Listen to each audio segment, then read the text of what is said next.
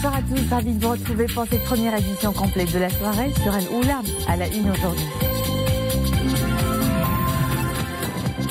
Al-Yutis 2019, le plus grand salon africain de la pêche maritime, fait la part belle à l'innovation et aux nouvelles technologies. On se penche sur les solutions innovantes au service des professionnels de la mer et d'une filière en essor.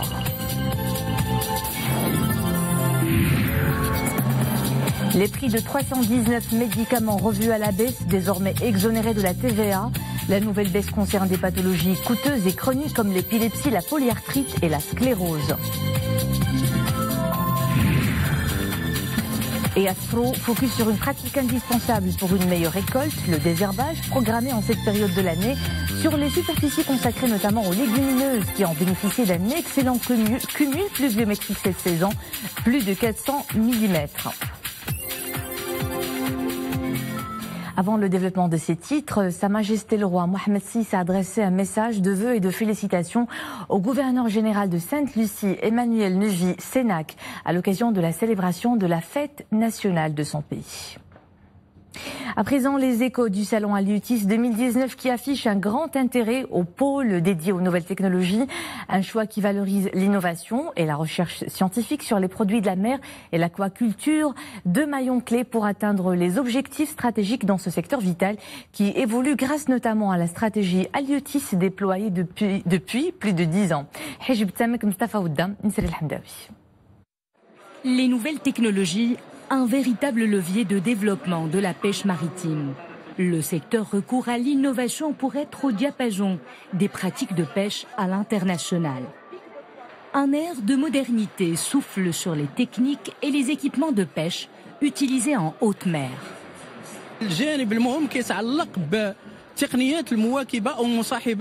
L'aspect le plus important concerne les techniques qui accompagnent les méthodes de pêche.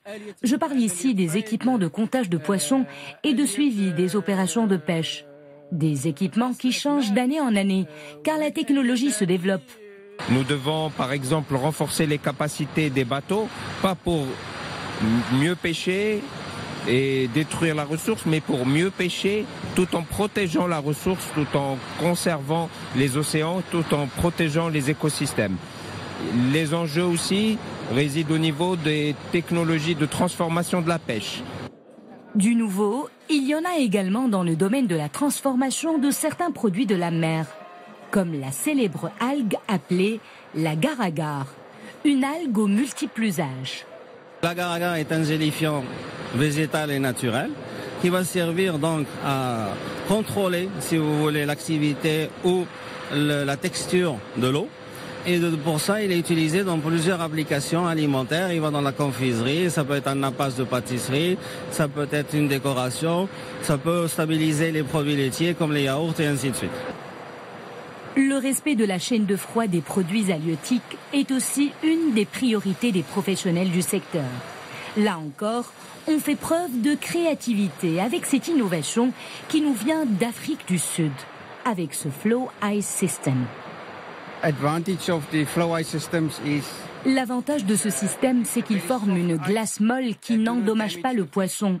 Il le refroidit rapidement. Et la qualité du poisson est irréprochable. Les nouvelles technologies viennent doper l'économie bleue et doter le secteur des moyens nécessaires pour son développement, car la filière de pêche voit de plus en plus grand.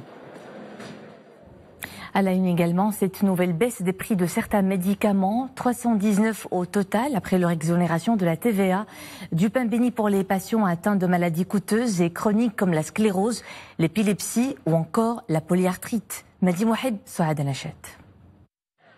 319 médicaments dont le prix de vente dépassant les 962 dirhams ont vu leur prix réduit. Cette baisse se situe à hauteur de 7% après suppression de la taxe sur la valeur ajoutée. Une mesure de justice sociale. Elle sert à ouvrir la voie à l'accès des citoyens à des traitements de qualité pour des prix convenables. Cette nouvelle baisse des médicaments est une aubaine. Elle répond à un besoin urgent, celui de favoriser l'accès des malades aux médicaments. La suppression de cet impôt sur les médicaments est importante en ce sens qu'elle soutient le pouvoir d'achat, particulièrement des plus démunis. C'est une mesure très positive pour les personnes malades. Les médicaments qui se situent sur les tranches les plus chères, T3 et T4, qui traitent le cancer, l'hémorragie, la sclérose en plaques ou la polyarthrite ont connu une baisse de 7%. La démarche s'inscrit dans le cadre de la mise en œuvre de la politique nationale du médicament prônée par les pouvoirs publics, et ce, depuis quelques années déjà.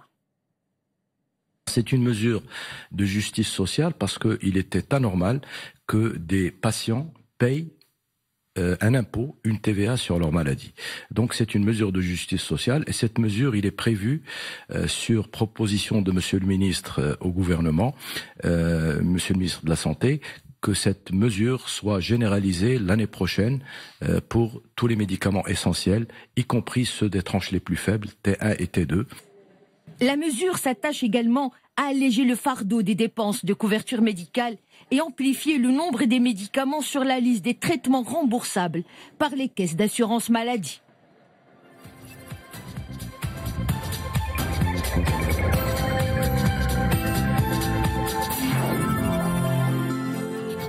À l'international, le Sénégal achève aujourd'hui 3 semaines de campagne pour l'élection présidentielle qui se tient après-demain dimanche.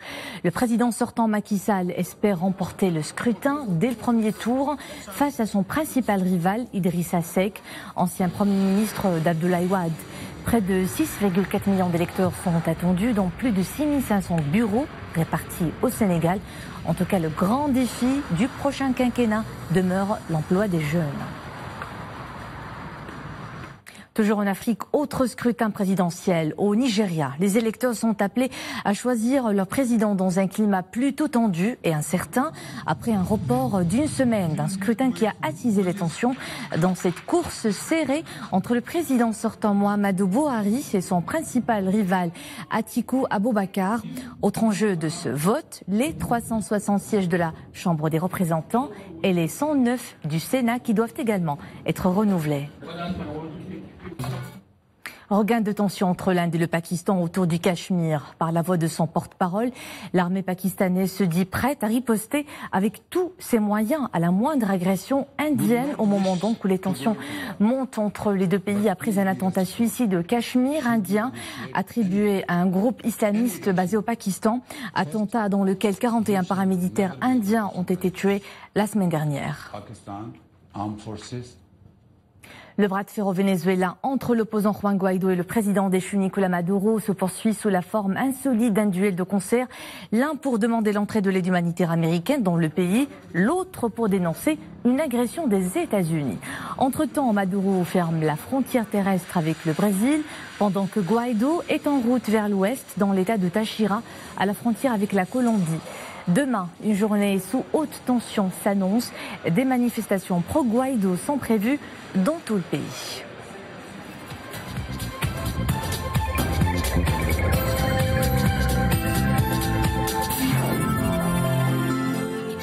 Direction Sfro pour parler d'une pratique d'une extrême importance, le désherbage des superficies cultivées. L'opération concerne particulièrement la filière des légumineuses qui augure d'une bonne campagne agricole grâce à une pluviométrie qui a dépassé les 400 mm et qui a revigoré une superficie de 10 000 hectares dans la province. C'est un reportage de Nabila Koumimi, Mustafa Zahiri et Nisr El Hamdawi.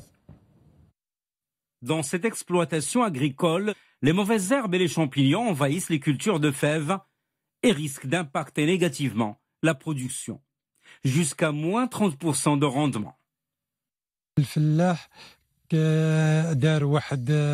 L'agriculteur sait que lorsqu'il traite bien contre les mauvaises herbes et les champignons, la production est nettement supérieure.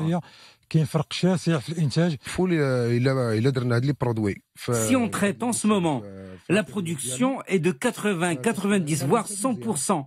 Sinon, la production est très faible.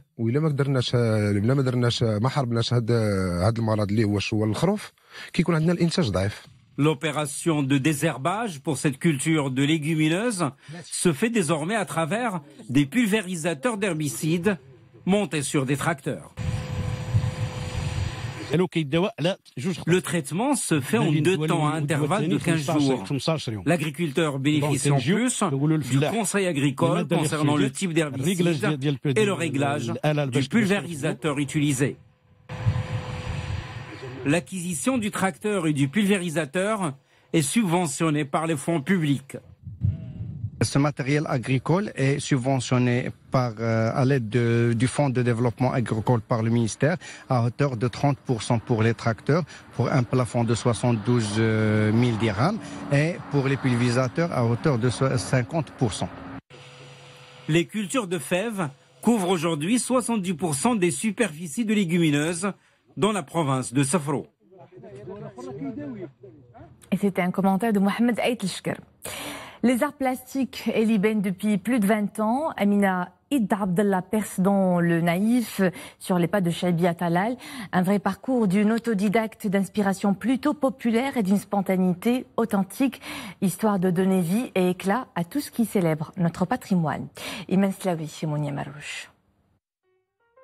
Personnages, animaux imaginaires et scènes traditionnelles évoluent en teintes colorées et nous plongent dans la mémoire de l'artiste peintre Amina Id Abdallah. Un univers pictural qui nous fait voyager dans ses souvenirs d'enfance, passés dans le village d'Arbalou dans le Haut-Atlas. Un monde à la fois réel et abstrait. Je tente de transposer sur toile mes propres ressentis et en même temps je puise mes sources d'inspiration dans mes propres souvenirs. Ma peinture est en quelque sorte une réponse à toutes les questions qui m'interpellent. Face à ces peintures, on voit toute l'expérience picturale de l'artiste qui nous invite à contempler les différentes facettes de l'art naïf et quelques tableaux de l'art abstrait.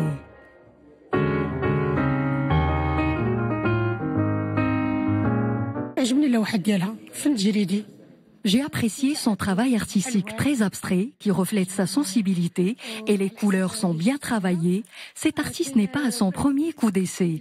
Quelques-uns de ses tableaux étaient peints en 2009 et 2010.